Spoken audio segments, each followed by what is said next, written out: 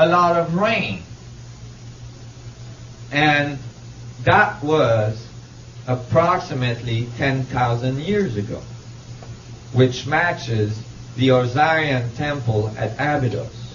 These blocks here consist of the Sphinx temple. They're the blocks that were removed from the side of the Sphinx to carve the Sphinx out. Now, if you were removing blocks from the Sphinx enclosure to build a temple in front with the blocks, would you use 100-pound block, 500-pound block, maybe even 1,000-pound block? Even like 3 or 4 tons pound blocks. That would start becoming a problem with our current technology, especially in the sand, and especially if you got to stack them. Okay? But the ancient Egyptian or whoever 10,000 years ago built this didn't remove 100-pound block. They removed 200 tons block. And we know that they were removed from the enclosure because the stratification of the layers of rock matches where they were removed from, and you can actually tell which rock came from exactly where in the enclosure. 200 tons. See, this is a little person here. See what I mean? It's not trivial.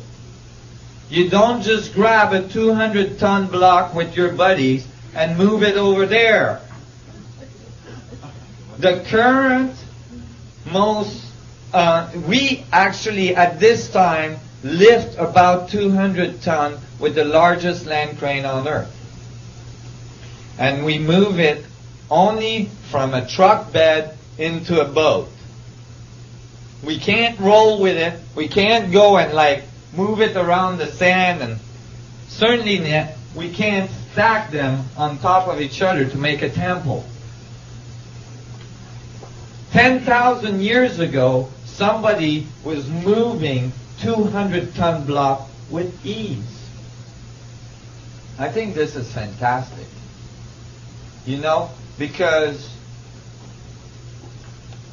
this is about our true history. This is about what happened on this planet prior to our current history, prior to our current thinking. Look at this statue. Ramses II. When they found this statue, it was laying like this. It had fallen over in the desert. It's made out of pink granite. It's perfectly polished with copper tools. And this is a person beside it. The statue itself, when they found it, they said, "Oh, let's just move it over there because we're going to build the Ramses Museum." So the engineers came and they said, "Well, okay, but then we'll have to cut it in pieces because this thing is approximately 1,000-ton solid block of granite. 1,000 ton. That is 5 times more than what we can lift today with a land crane. So instead they built a museum around it. It was much easier. This is not the only 1,000-ton block that was found. The pillars on each side of the entrance of temples in Egypt, they are called obelisks. Many of them were in excess of 1,000 tons.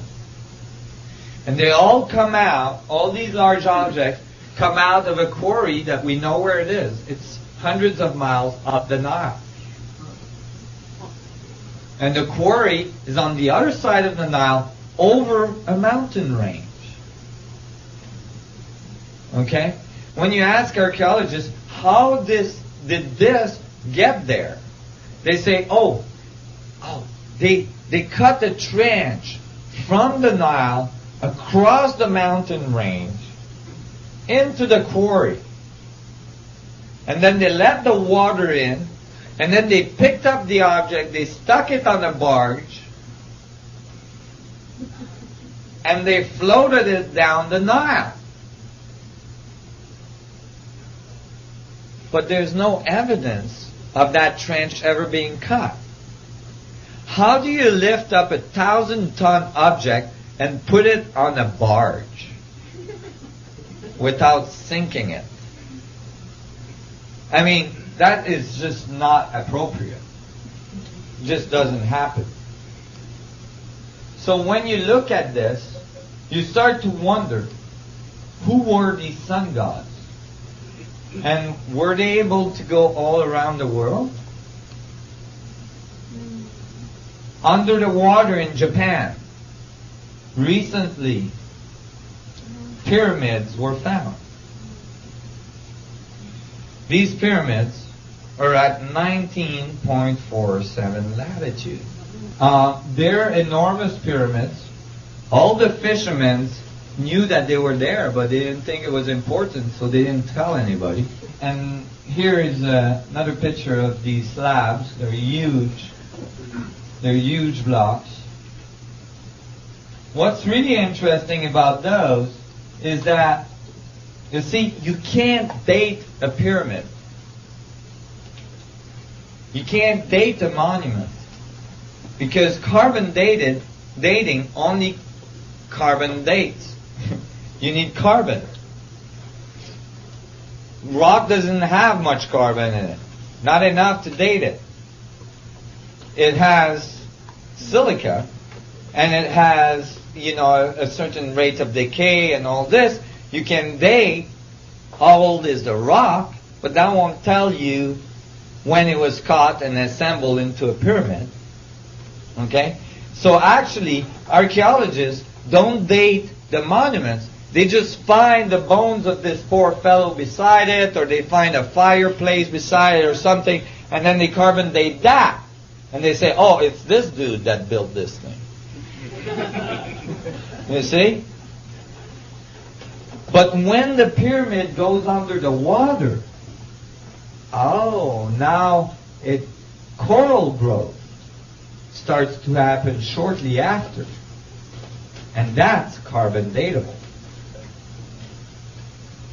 So now you can tell at least when the pyramid went under the water. Well, when they carbon dated these pyramids, they went under the water at least 10,000 years ago.